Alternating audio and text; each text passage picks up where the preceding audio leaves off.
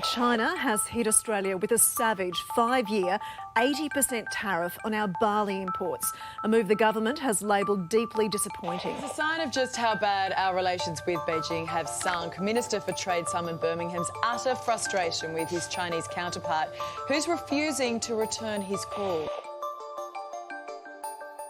We draw very clear lines about things that are very important to us, as does the Chinese government, and we respect their lines, as we expect our lines to be respected, and those things are not to be traded, ever.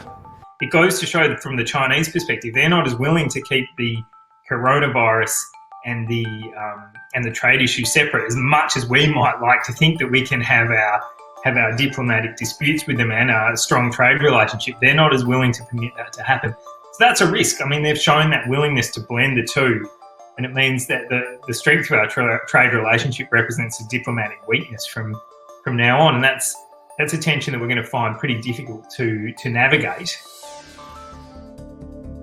Hundreds of thousands of jobs in Australia in the rural sector, in the cities that rely on our export markets. We want to make sure that we continue to be a good trading partner with China, but to be best of friends, even to be good friends, you've got to be honest with each other. There is no one country that we can turn to substitute for China. It's big and it's increasingly a very rich country.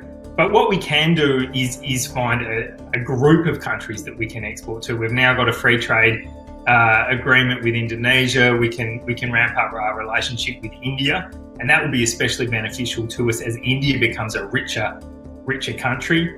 We've got a trade relationship with Korea. Hopefully Japan's economy keeps going well so we can export to them.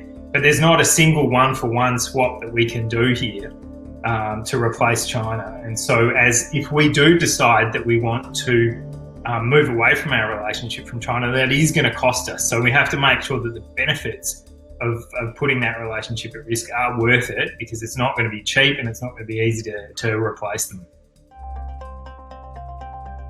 They should have never let this happen. So I make a great trade deal, and now I say, it just doesn't feel the same to me.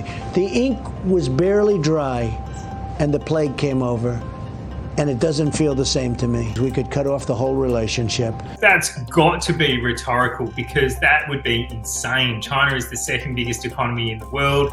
America is the biggest economy.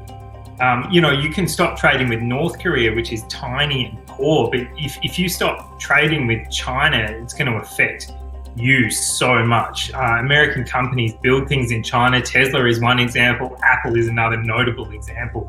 There is just so much reconnecting that would have to happen if America stopped trading with China, that it would be incredibly costly. And I think it's implausible. I think China knows that, and Trump is really just using that as rhetoric.